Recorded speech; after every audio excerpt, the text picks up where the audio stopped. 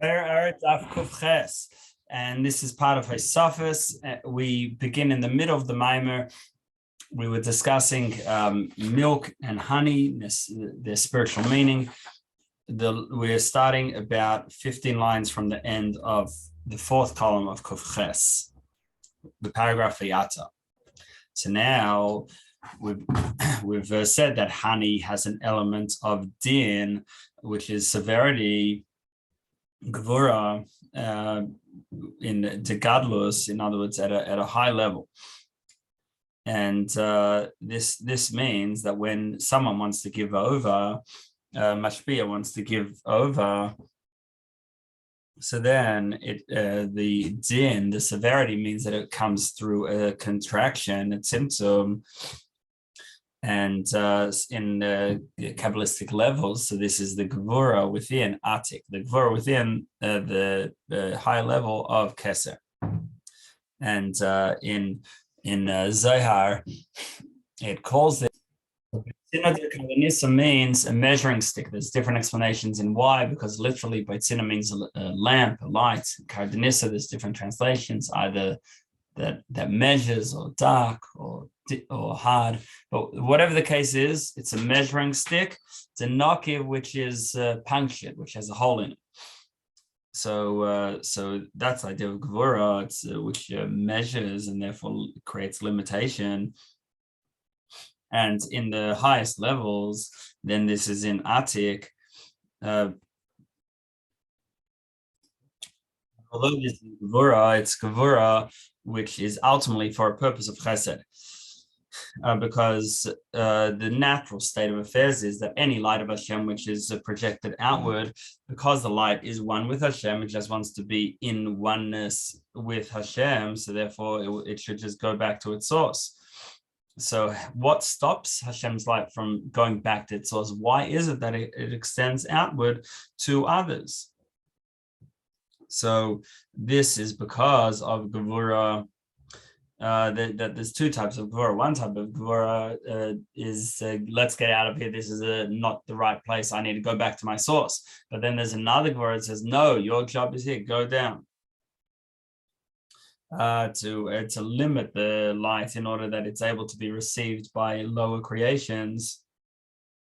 And that's the gevura we're talking about here.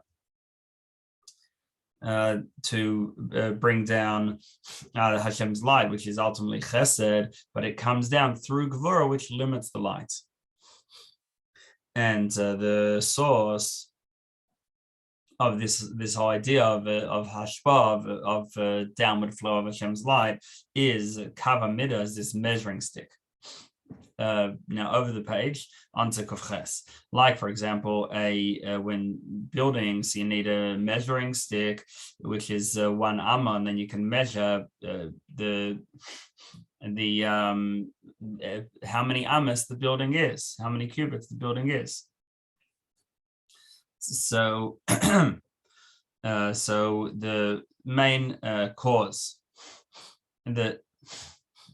of having a particular measure, that's because you've got this measuring stick. But the measuring stick is not what you're measuring, that's what you use to measure and to ensure that the house is to the right size and the right dimensions. And that's the union of this, the measuring stick that is pierced, it's punctured. What do we mean that it's punctured? And that it allows Hashem's light to come down, because it's not pure gvura, it's really gvura within chesed. The purpose is to allow Hashem's light to come down.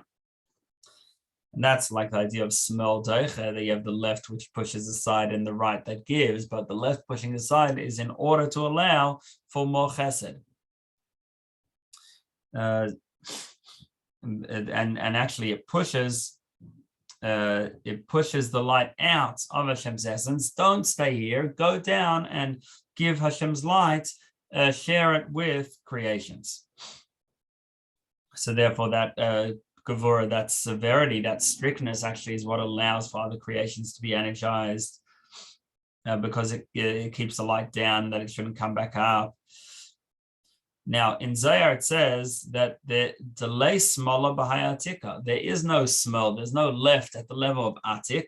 Atik is beyond any limitation or severity or gvura. So if so, there is only the right, and there's no techiyah, there's no pushing aside. So the brackets concludes with tzarich iyon. We need to think more deeply into this, that on one hand we say there's no gevura and atik, on the other hand we're talking about a gevura and a measuring stick, which allows later on for there to be limited creations. Either way, this is the idea of honey, that honey squeezes the things inside it and stops it from going back to its source, and that's why physically it's a preservative. So it represents keeping the light of Hashem down, so that the recipients, the lower worlds, can exist, and the light shouldn't go back up to its source in Hashem. So now, when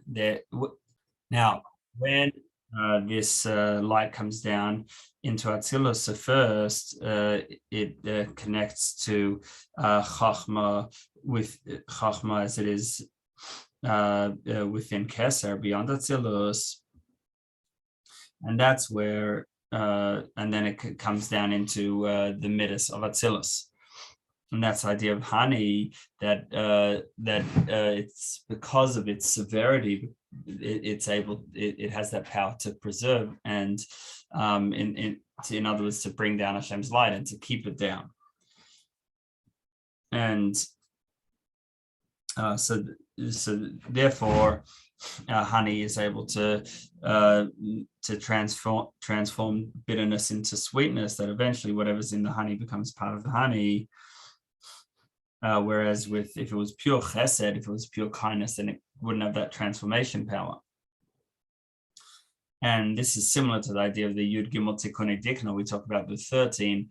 It's in the 13 attributes of mercy correspond in Kabbalah to the beard and 13 strands of the beard.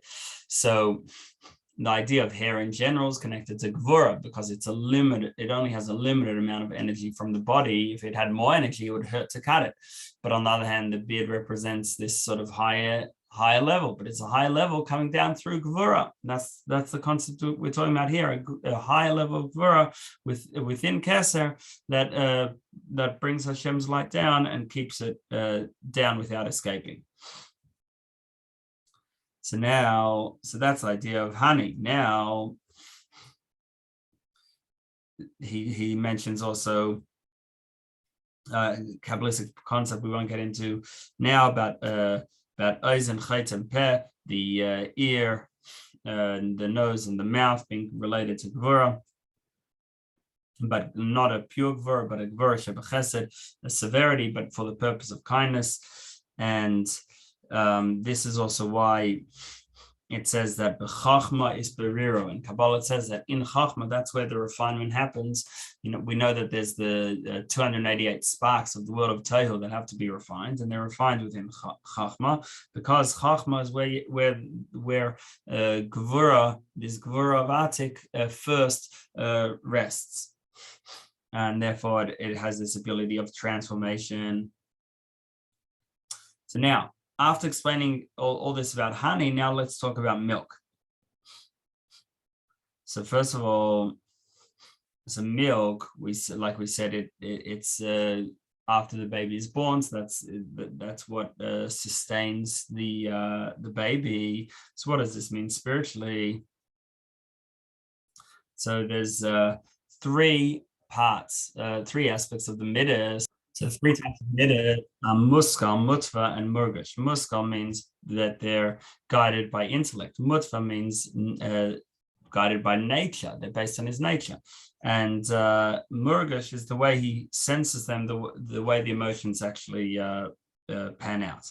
So, and we in Pardes, it talks about the 32 pathways of Chachma. There are 32 parts of Chachma, and among them we have these ideas. The 27th is Seichel Murgash, intellect as it's felt. Then the 28th is Seichel Mutva, natural intellect.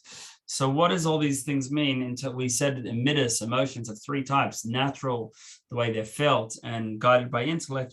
Let's explain them all.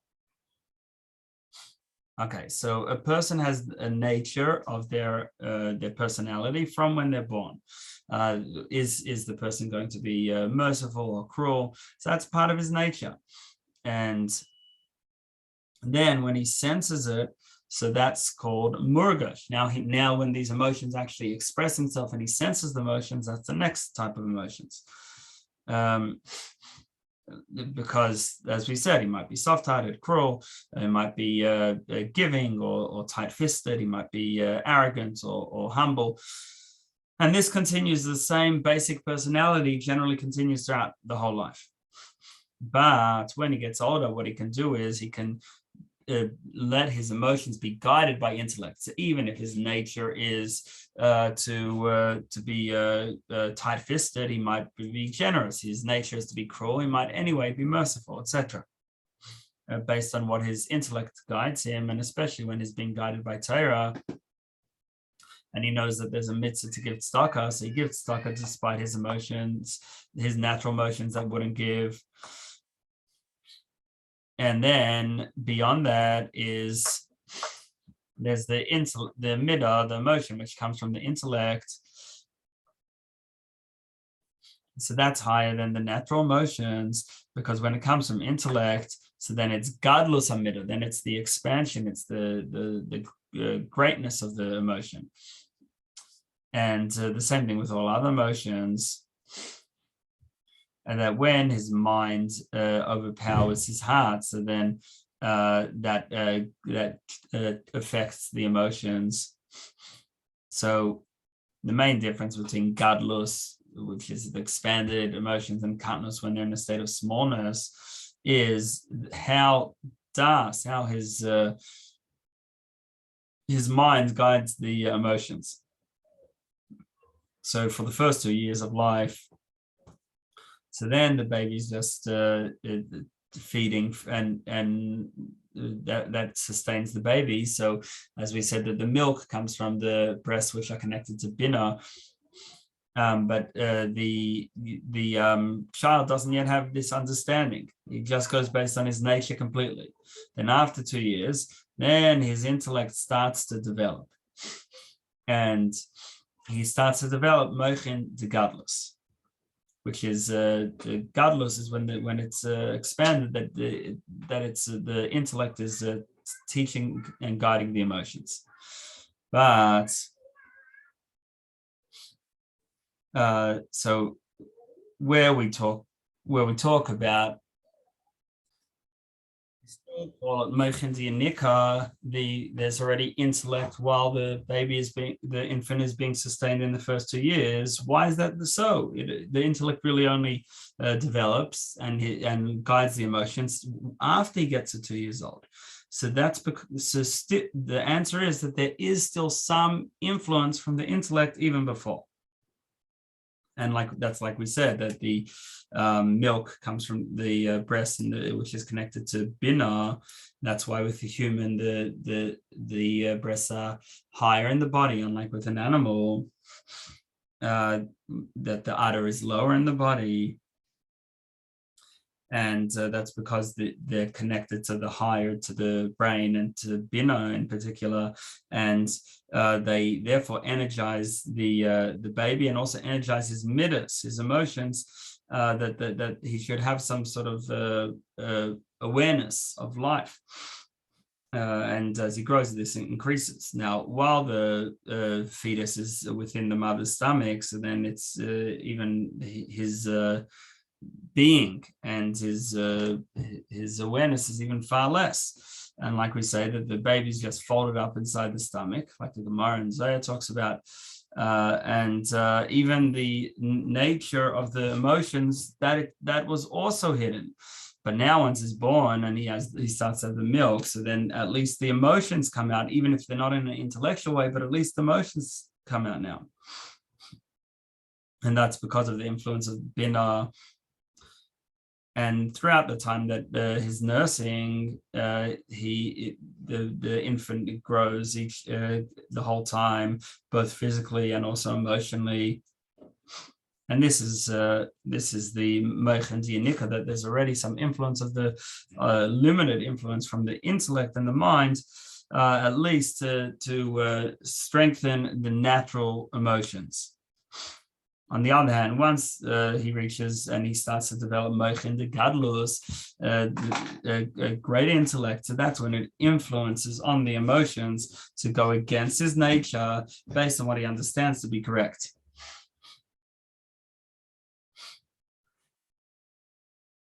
Now, inside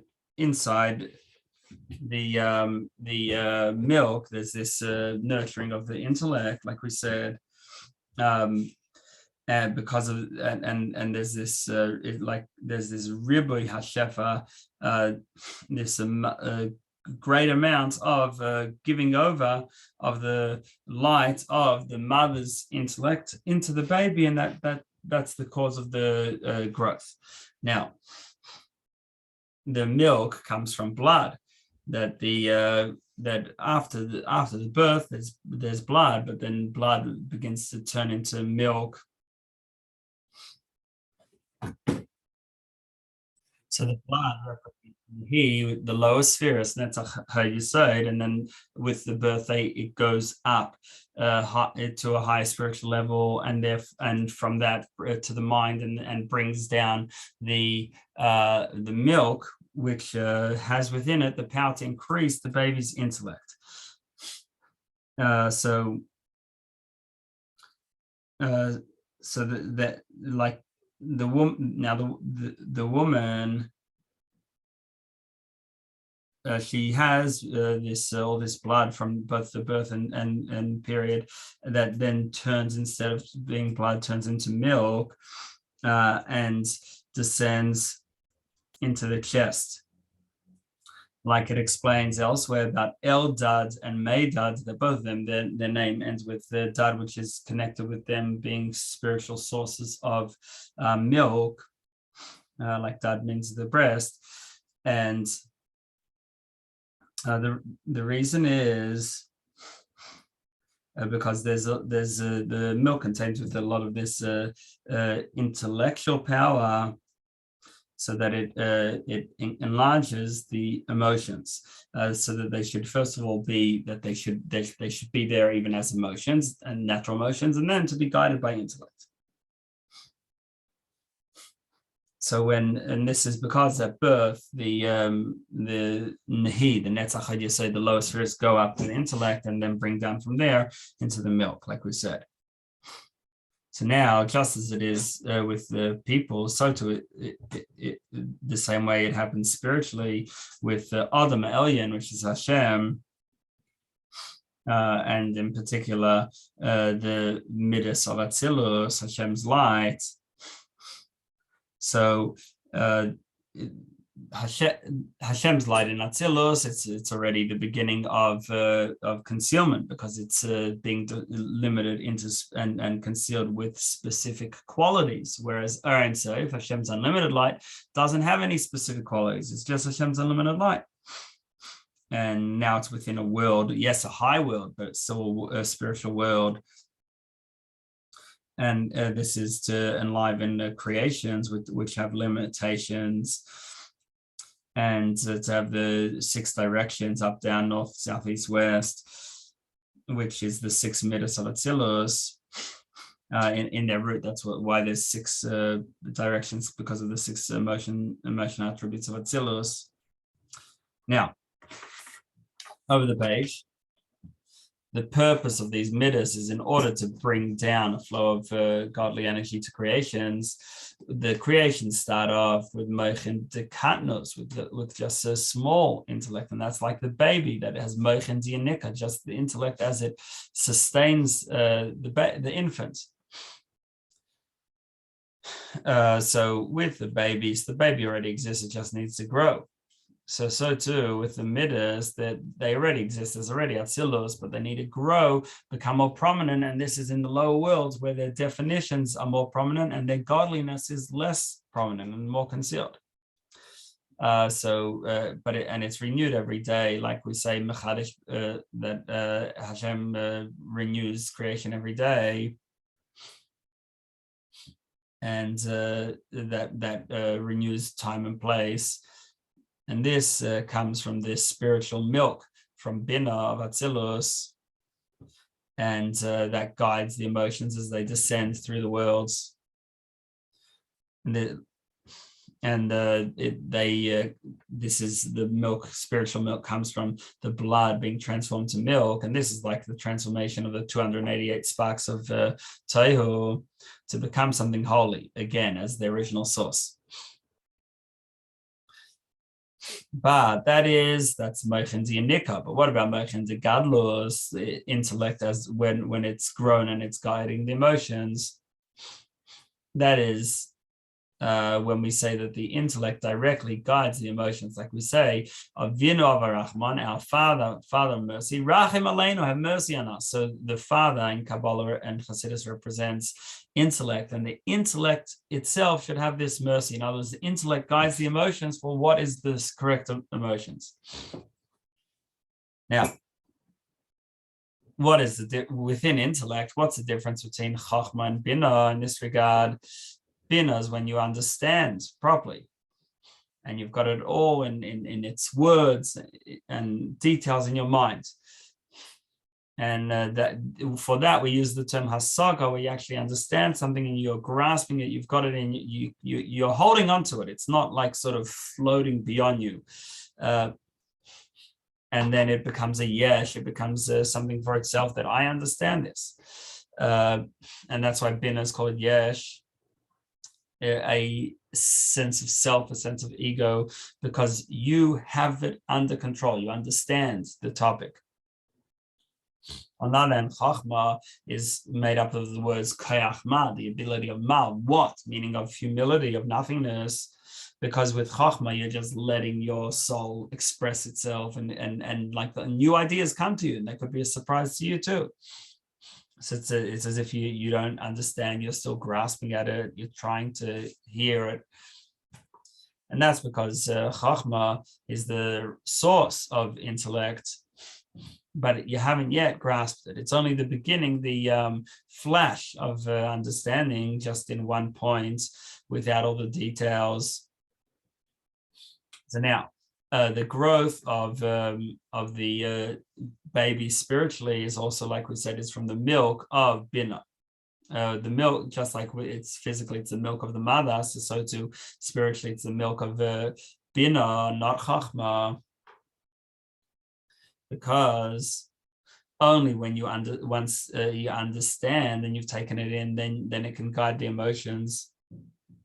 Whereas the Mochen, the intellect of Chachma, is beyond grasping. It's just the ideas have just flashed into you, but you don't yet have control of them, and therefore it's not. And therefore the ability of the mind, the strength of the mind to transform the heart, that although the heart naturally wants to be cruel, it will be merciful or similar, is that although their natural emotions are not to have mercy, but the mind can tell it have mercy anyway. And that happens primarily from Chachma. So Bina is the basic level, but in order to have Mochen de Gadlus, where it's really the intellect is really in control, that's from Chachma. But when you only have Bina, so then the intellect is still smaller, and therefore it doesn't have such a deep impact on the nature of one's emotions. To make the person have mercy. And that's why we daven Yirotze, and we ask Hashem, may it be your will, that that your mercy should conquer your anger. What does this mean? This is through Chachma. introducing Chachma. So then Chachma, as we said, is a deeper understanding than Bina. It's the actual flesh of the idea, unlike Bina, which is the details. And therefore, Chachma is what has that impact on the emotions to make them behave according to and to feel according to the guidance of the intellect. And that's why we talk about the merciful father rather than mother, because we want the Chachma is connected to the father, Bina is connected to the mother, and here we want Chachma, the original flesh, which then that will have a big impact on the emotions. Final paragraph.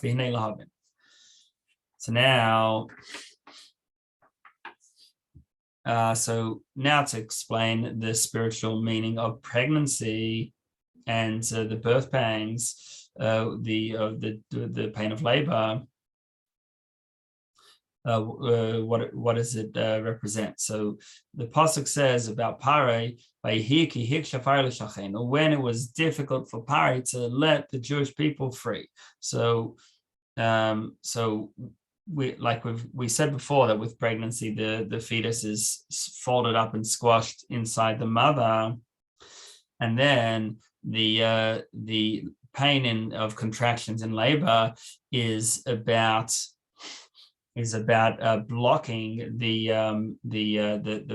sort of tug of war, the pressure of blocking the baby from coming out, from being born. This comes from a gevura of Klippa, and which is manifest at the level of spiritually level of Yesod within Malchus. Yesod is like the base, and that's where the baby wants to come out of Yesod, and it's blocked. Like it says within Bereshis, the Lepesach Hatasrovitz, that sin, the Sitra Achra is waiting by the opening, by the entrance. And then also connected to that, the same parsha is Be'etzev Tel Dibonim, that with the difficulty, with pain, will children be born. And so when we get over this gevura, which is blocking the child from being born, that's when the child's born.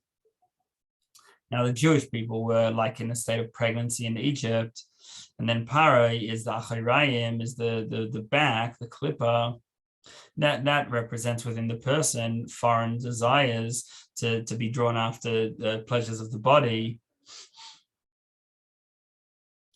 Or at a higher level, it's about Yenikas Achitzonim. It's when Klippa can take life force from holiness. And that's the meaning of what we say in the Haggadah, that we were slaves to Pari, but Hashem took us out. So in other words, that Klippa was originally able to take life force from holiness, but then we were redeemed from that, and then Klippa lost its link, its bridge to take life force, to take Hashem's light and use it for its purposes. And therefore it says when we're in Mitzrayim that we cried out to Hashem, which is reminiscent also of labor. And just like in labor, there's the concept of maksha leilid, having difficulty giving birth. So Pari had difficulty. It says ki hiksha Pari. It was difficult for Pari to let us out. But then how did we sweeten this? How did we finish the birth pangs, the labor?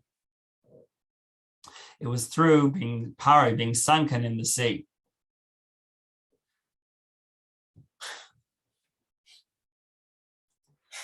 Last 3 months before birth, so the Yesod, the base, which tightens, which holds the baby in. So it has to be very tight in order that the pressure and the heaviness of the baby shouldn't make it come out. And then at the time of birth, and it suddenly opens, and the cause for cause for this, on one hand, is we've got the heaviness of the baby. So then that makes the Yesod, the base, which is originally specifically tightening in order to hold the baby in. Now it specifically opens to let the baby out. So what does this mean spiritually? So with intellect, which in particular with Bina, with understanding, So Bina is and it's the Yesod of Bina, the foundation of understanding, is what can receive. So Bina is about understanding, and the Yesod is what sort of contains it all, and allows the person to connect deeply with what is learning. So understanding in general is bina. Then when he learns the details, so then he connects to it and he holds it, he absorbs it to its depth. And then when he absorbs it, so then he sort of tightens around it, because that's what Yesod does. Yesod absorbs and tightens and connects to things. But then sometimes Yesod also opens up suddenly. For example, let's say a teacher is teaching a student. So then if the teacher is only teaching in a limited way, so then he can say, you know what, I'm going to stop. I'm going to pause what I'm giving over. And that's the idea of Yesod.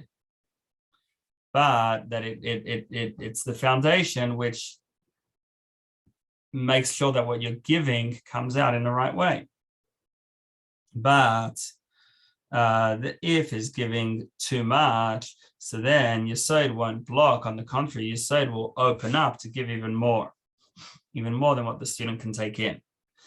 But whereas if he was teaching in a limited way, then Yesod would do the opposite function of holding in, not to say anything more than what's necessary, because Yesod is about connecting connecting to the idea and sort of holding it, squeezing it, so limiting it, and therefore it only opens up to give even more when it's in a state of beyond, where it can't be held back. And then on the contrary, Yesod makes it give even more. And that's like at birth, that the same process which was holding the baby in now opens up in order to specifically let the baby out. And similarly, spiritually, this breaking through of Yesod is the correlation. It's the spiritual reflection of the idea of birth. And like the pasuk says, that Hashem's light should shine through should break through like morning. So we've got this idea of B'kia, of breaking through like birth. Okay, so now either way, we've got the honey, which is the preserves and makes sure that Hashem's light stays down, and then the milk, which allows the midas to develop. Firstly, that they should even be emotions in general, not to be a fetus, but to be born. And then secondly, as the child grows older, that the emotions should be guided by the intellect. And then we spoke about pregnancy and birth with the Yesod, the base, having the dual function of both holding it in and then at the right time breaking it open when there's this unlimited light that can't be held back. All that can happen is you can help it go forward and shine.